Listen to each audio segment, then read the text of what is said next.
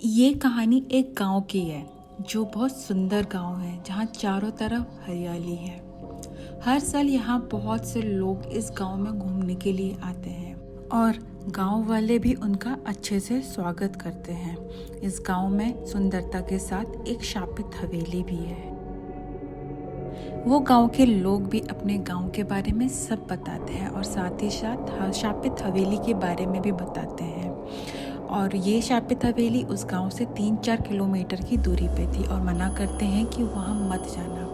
पर हर ग्रुप में कुछ ऐसे लोग होते हैं जिन्हें मना करो पर वो जाते हैं। ऐसे ही सीमा और उसका ग्रुप था। सीमा को अभी पता नहीं था उसके साथ आगे क्या होने वाला है और वो लोग उस हवेली की तरफ निकल पड़ते हैं।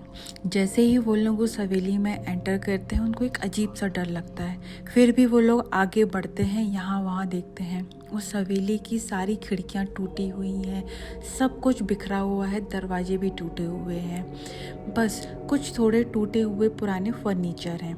ऐसे ही एक एक करके वो रूम देखने लगते हैं। एक रूम में उनको डायरी मिलती है और वो लोग उस डायरी को पढ़ना स्टार्ट करते हैं। उसको पढ़ते ही उनको पता चलता है कि यहाँ पे एक एल्विन नाम की लड़की रहती थी और उस डायरी में पुराने रहस्य लिखे हुए थे।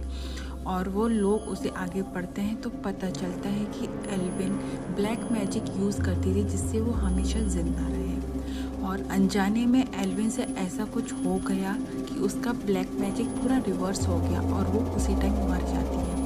वो लोग आगे पढ़ना शुरू करते हैं तो उनको एक आवाज़ आती है और वो सामने देखते हैं तो दीवार पे कुछ शैडो दिखाई देती हैं और रूम बहुत ठंडा हो जाता है। उनको समझ आता है कि वो लोग के अलावा यहाँ कोई और भी है। वो सब बहुत डर जाते हैं और बाहर जाने के लिए भागने लगते हैं। जैसे ही वो हॉल में आते हैं और हॉल का दरवाज़ा अपने आप बंद हो जाता है। जैसे ही सब टर्न होते हैं सामने से एक दरवाज़ा खुलता है। वो रूम पूरा खाली था जहाँ सिर्फ एक फ़ोटो था। उस फोटो को देखकर सीमा को याद आता है कि ये फ़ोटो उसने कहीं देखी हुई है। बहुत याद करने के बाद सीमा को याद आता है कि ये उसके एक दूर के रिलेटिव की फ़ोटो है। वो लोग फिर से उस डायरी वाले रूम में जाते हैं और डायरी को पढ़ना शुरू करते हैं ताकि पता चले कि इससे कैसे बचा जा सकता है। उसको पढ़ के पता चलता है कि इस आत्मा से उसका कोई फैमिली मेम्बर ही लड़ सकता है और एक मंत्र पढ़ते रहना है जो उस मंत्र पढ़ते टाइम आत्मा वीक होने लगती है और एक टाइम के बाद वो इतनी वीक हो जाती है कि वो कुछ नहीं कर पाएगी और इतनी देर में हम वहाँ से भाग जाएंगे। तो ये वो लोग ऐसा प्लान बनाते हैं।